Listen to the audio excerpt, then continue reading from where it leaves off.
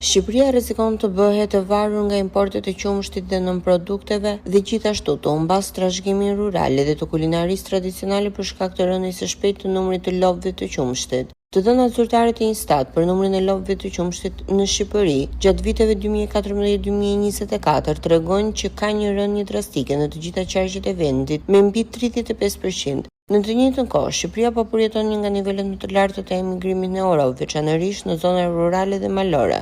Këto dy fenomene nuk janë të shkëputura, përkundrazi ato janë drejt për drejt ndërlidhura.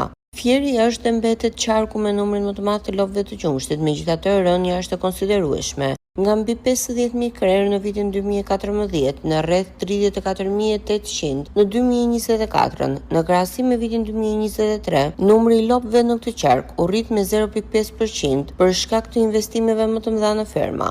Në Elbasan, rënja është drastike, më shumë se 59% në një dekadë. Dikur ndërqarqet me aktivitet të lartë blegtoral, tani ka humbur thuajse 2/3 të tufës së lopëve të qumshtit. Në 2024, numri i lopëve të qumshtit ra me mbi 6.5% në krahasim me 2023-shin. Kjo lidhet me largimin e banorëve nga zonat malore të Librazhdit, Gramshit dhe Belshit drejt emigracionit të qendrave urbane. Berati ka përjetuar një rënje të ndjeshme për gjysmim të numrit të lopëve. Humbja e popullsisë në fshatrat e Skraparit, Poliçanit dhe Kuçovës. Më 2024, rënja vjetore e lopëve të qumshtit ishte 18% më e larta në shkallë vendi. Blegtoria në këtë qark është kthyer në një aktivitet simbolik pa potencial zhvillimi. Nga 2014 në 2024 në rënja ishte 40%, teksa ndryshimi vjetor në 2024 ishte 7.4%. Shumë fshatra në Dropull dhe Libohov janë boshatisur. Rënja e numrit të lopëve është indikatori drejt për drejt i shpopullimit. Nuk ka më njerëz që të kujdesen për blegtorinë.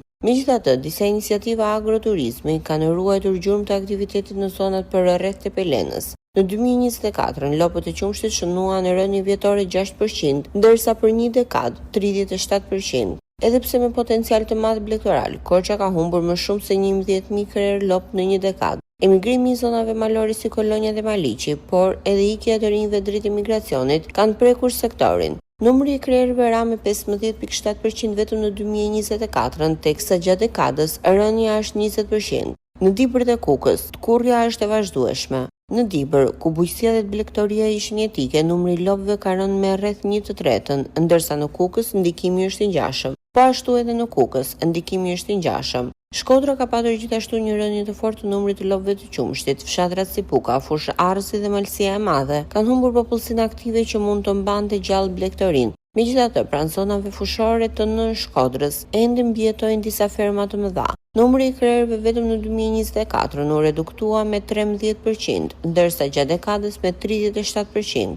Lesha është ndërqarqe që ka ruajtur një farë qëndrueshmërie relative në krahasim me të tjerat. Kjo lidhet me zhvillimin e bujqësisë intensive në zonat e ulëtësirës, por edhe me afërsinë me tregjet e mëdha të Tiranës. Gjithsesi, edhe këtu ka rënë dhe vështirësi për fermerët e vegjël. Në vitin 2024, numri i krerëve mbetet i njëjtë, ndërsa gjatë dekadës rënja ishte 20%. Qarku i Durrësit ka përjetuar një rënje të ndjeshme jo vetëm për shkak të emigrimit rural, por edhe për shkak të presionit të urbanizimit. Ndërtimi i madh dhe transformimi i tokës bujqësore për qëllime ndërtimi ka zhvendosur aktivitetin blegtoral në periferi, duke bërë që numri i lopëve të ulet me më shumë se 40% gjatë dekadës, ndërsa në 2024 u vure një rritje lehtë. Edhe në Tiranë, që përfshin zonat rurale të Kamzës, Vaçarit, Petrelës dhe Baldushkut, numri i lopëve është përgjysmuar. Në 2024, rënja ishte 3.5%, ndërsa në 10 vite 43%. Vlora është qarku i vetëm ku rënja është minimale, vetëm 2.8% në 10 vite.